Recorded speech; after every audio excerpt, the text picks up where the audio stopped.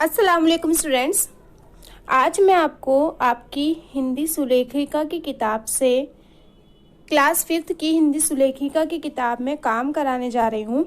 जैसा कि आप जानते हैं कि हिंदी सुलेखिका में हाफ ईयरली एग्ज़ाम से पहले 50% काम पूरा करना होता है, तो आपको भी अपनी हिंदी सुलेखिका की किताब में 50% काम पूरा करके हमें चेक कराना होगा। ये काम मैं आपको 2 हिस्सों में करवा रही हूँ ताकि आपको इसको करने में आसानी हो। यह आपका पहला हिस्सा है। ये काम पूरा करके चेक कराने के 2 मार्क्स आपको दिए जाएंगे। ठीक है, देखिए इसका पहला पेज है, पृथ्वी हर वस्तु को अपनी ओर खींचती है। ये देखिए यहाँ मैंने लिखा है ये आपके लिए, और ऐसे ही आपको अच्छी सी राइटिंग में इसे पूरा इस पेज पर लिखना होगा। उस शक्ति को गुरुत्वाकर्षण बल कहते हैं। चंद्रमा पृथ्वी का एकमात्र उपग्रह है। ये आपके नॉलेज की बातें हैं। सभी ग्रहों में केवल पृथ्वी पर ही जीवन है। प्रदूषण से बीमारियां फैलती हैं। प्रदूषण 4 प्रकार के होते हैं। 4 प्रकार के प्रदूषण में पहला प्रदूषण कौन सा है? जल प्रदूषण। जल प्रदूषण जल को गंदा करता है। वायु प्रदूषण वायु को गंदा करता है। फिर है वायु प्रदूषण। भूमि प्रदूषण से मिट्टी ऊसर हो जाती है। फिर कौन सा प्रदूषण है? भूमि प्रदूषण। ध्वनि प्रदूषण स्वास्थ्य पर बुरा असर डालता है। फिर है ध्वनि प्रदूषण। 4 प्रदूषण हो गए। पेड़ पौधे धरती को हरा भरा बनाते हैं। पक्षियों का चहचहाना मन को भाता है। पूर्णिमा को पूरा चांद निकलता है। अमावस्या को चांद नहीं निकलता। सूर्य ग्रहण में चांद सूर्य और पृथ्वी के बीच होता है। चंद्र ग्रहण में पृथ्वी सूर्य और चांद के बीच होती है। फिर है पता करके लिखिए ऐसा क्यों होता है।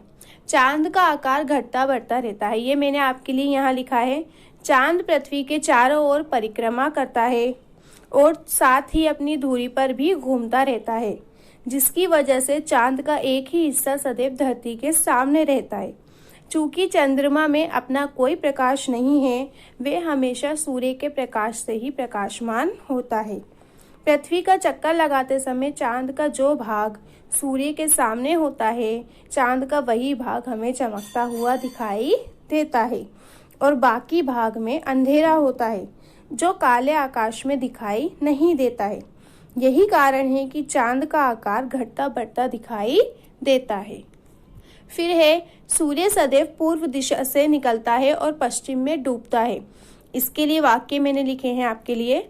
सूर्य पूरब दिशा में उगता है और पश्चिम में डूबता हुआ इसलिए लगता है क्योंकि पृथ्वी अपनी धुरी पर लगातार घूमती रहती है और यह सूर्य के चारों ओर चक्कर लगाती है। पृथ्वी का एक चक्कर 24 घंटे में पूरा होता है। चूंकि पृथ्वी पश्चिम से पूरब की ओर अपनी धुरी पर घूमती है, इसलिए हमें ऐसा लगता है कि सूर्य पूर्व से उगता है और पश्चिम में अस्त होगा। फिर है अंग्रेजी शब्द के हिंदी अर्थ से वर्ग पहेली भरिए। देखिए पॉकेट हमें इस तरीके से भरना है। इसे पॉकेट में मतलब जेब। डियर हिरन मैंने यहाँ लिख दिए हैं। फॉरेस्ट जंगल। Tyre tyre. डोरी दराज। ये सारे मैंने आपके लिए फिल कर दिए हैं। जैसे इधर आप ऊपर से नीचे में लिखना है। ज्वेलरी मतलब जेवर।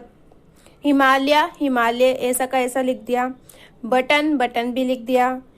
ठीक है, ऐसे इन्हें आपको फिल करना है और इसका दूसरा हिस्सा मैं बहुत जल्द आपके लिए अपलोड करूंगी।